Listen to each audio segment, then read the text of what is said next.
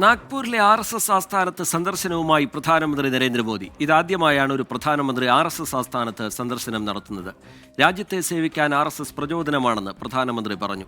സന്ദർശനം ചരിത്രപരമെന്ന് RSS വിശേഷിപ്പിച്ചു. പ്രധാനമന്ത്രിയായ ശേഷം RSS ആസ്ഥാനത്തെ ആദ്യ സന്ദർശനമായിരുന്നു പ്രധാനമന്ത്രി നരേന്ദ്രമോദിയുടേത്.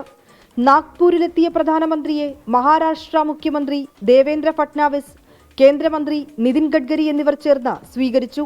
RSS ആസ്ഥാനത്തെത്തിയ പ്രധാനമന്ത്രി RSS മേധാവി മോഹൻ ഭഗവതുമായി കൂടിക്കാഴ്ച നടത്തി. RSS സ്ഥാപകൻ ഡോക്ടർ കേശവ് ബലിറാം ഹെഡ്ഗേവാറിന്റെ സ്മൃതി മന്ദിരത്തിൽ പ്രധാനമന്ത്രി പുഷ്പാർച്ചന നടത്തി.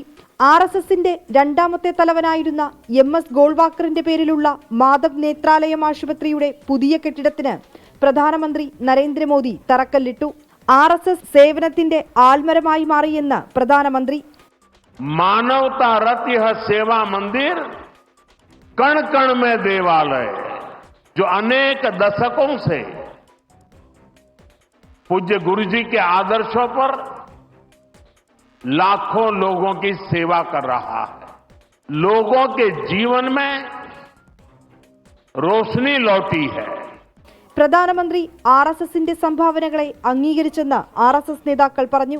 RSSും BJPയും തമ്മിൽ പ്രശ്നങ്ങളില്ലെന്നും തെറ്റായ കാര്യങ്ങൾ പ്രചരിപ്പിക്കുന്നത് രാഷ്ട്രീയ ലാഭത്തിനു വേണ്ടിയാണെന്നും RSS നേതാക്കൾ പറഞ്ഞു. നാഗ്പൂരിലെത്തിയ പ്രധാനമന്ത്രി ഡോക്ടർ BR അംബേദ്കർ ബുദ്ധമതം സ്വീകരിച്ച ദീക്ഷാഭൂമിയും സന്ദർശിച്ചു. 24 ഡൽഹി.